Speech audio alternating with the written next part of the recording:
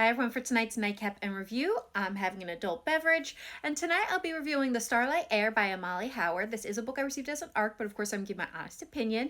These are the tropes, and these are the content warnings.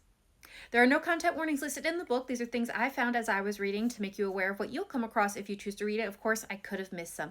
My rating for this book is 3.75, so what's it about?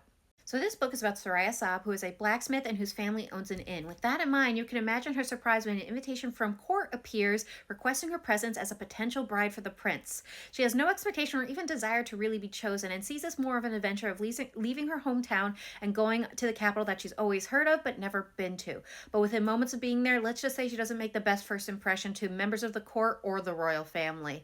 And surprisingly, they don't ship her off back home, and that's probably because that she comes to find out she is to compete in a deadly bridal trial for the hand of the prince.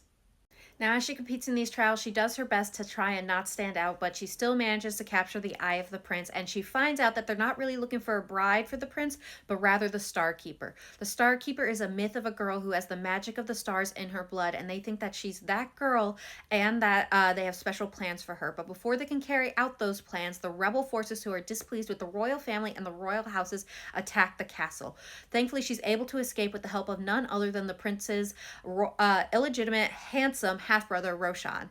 Now, the queen and her son will stop at nothing to get their hands on her and her magic, the magic that she has no control over, all to summon a forgotten dark god that has his own plans for Soraya and her magic and her world. So what are my thoughts? Again, I'm giving this a 3.75. Now remember, not every book is for every reader, and if this sounds like something you're interested in, I strongly encourage you to give it a try.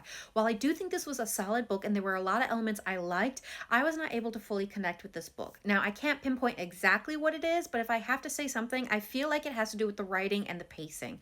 For me, the writing at the start was great. You had great descriptions of what was going on. You had great world building, and I was invested in the story. But as it progressed, things became a little bit more bare bones in the descriptions, and I was not able to feel immersed into the storyline and what was going on.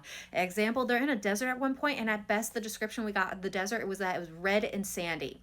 That was about it, and then it moved on. So the pacing did feel a smidge fast-paced, but not like it was on fast forward. It just felt straightforward, like here's where we are and now we're moving on to the next scene. So it just didn't really give me a chance to really feel like I was delving into the characters and what was going on, and there were some missed opportunities in that instance. Now, something else I found a little weird was that this is a romantasy not based on some modern realm, but a fantasy realm that is less developed. And at times I'd be reading it and come across a modern day phrase like toxic masculinity, or some scene would kind of make me think of book talk, like it was pulled from there. And that was just a little out of place for me as I was reading it. Overall, however, this is a solid book, and there were moments I did enjoy the book. I enjoyed the characters, I enjoyed the concept, but I was just not the targeted reader. But I can see a lot of readers who will enjoy this book, so I strongly urge you to give it a try if it sounds like something you're interested in. It will be available January 7th, so soon. Definitely give it a try, and I hope you enjoy it, and I hope everyone has a good night and happy readings.